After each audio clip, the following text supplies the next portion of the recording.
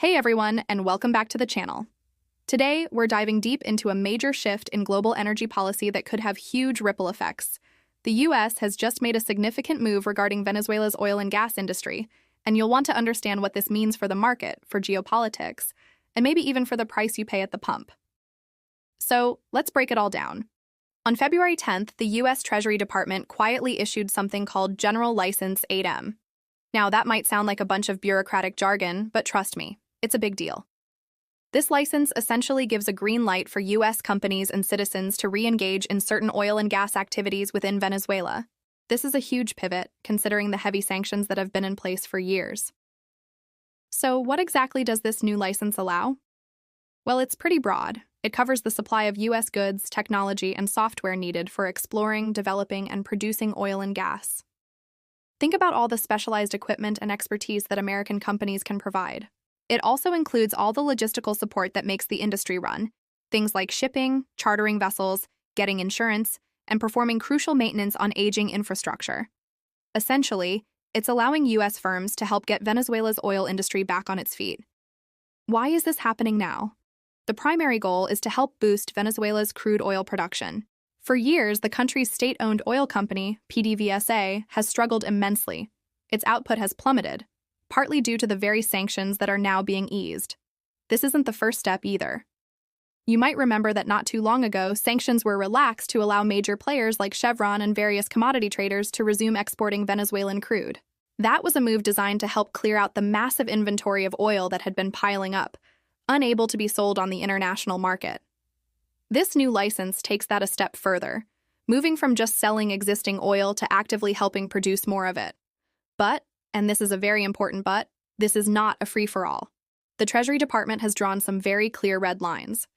The most critical restriction is that this license does not permit any new investments or the formation of new joint ventures in Venezuela's oil sector. So, while U.S. companies can provide services and technology to existing operations, they can't pour new capital into the country to build new wells or start new projects from scratch. This is a crucial distinction. It's about maintaining and reviving what's already there, not funding a massive expansion. Furthermore, there are strict rules about who can be involved. The license explicitly prohibits any transactions that involve companies or entities from Russia, Iran, North Korea, Cuba, or China. This is a clear geopolitical signal.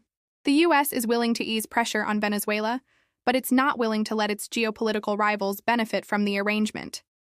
This ensures that the economic benefits are channeled in a way that aligns with U.S. foreign policy interests. There are also financial restrictions. Payments for these services cannot be made using digital currencies or gold. This is likely to prevent any attempts to circumvent the traditional financial system and maintain transparency. And very importantly, any Venezuelan assets that were previously frozen by U.S. sanctions remain blocked. So there's no unlocking of old funds. This is all about new, approved business activities moving forward. So what's the big picture here? This move is a carefully calibrated balancing act. On one hand, the U.S. is trying to increase the global oil supply by bringing some of Venezuela's massive reserves back online. This could help stabilize energy prices, which is a major concern for consumers and economies worldwide. On the other hand, it's maintaining significant leverage over the Venezuelan government by keeping core sanctions in place. The restrictions on new investment and the exclusion of rival nations show that this is a strategic move, not a full reversal of policy. It's an attempt to expand permitted energy activities just enough to achieve a specific economic goal, while still holding on to the political and financial pressure tools that the sanctions were designed for in the first place. The effects of this will be fascinating to watch. Will Venezuela's production actually recover? How will other oil-producing nations react? And what does this signal about the future of U.S. foreign policy in Latin America? We'll be keeping a close eye on this story as it develops. What do you think about this policy shift? Is it the right move? Let me know your thoughts down in the comments below. Thanks so much for watching, and if you found this breakdown helpful, be sure to hit that like button and subscribe for more deep dives into the stories shaping our world. See you in the next video.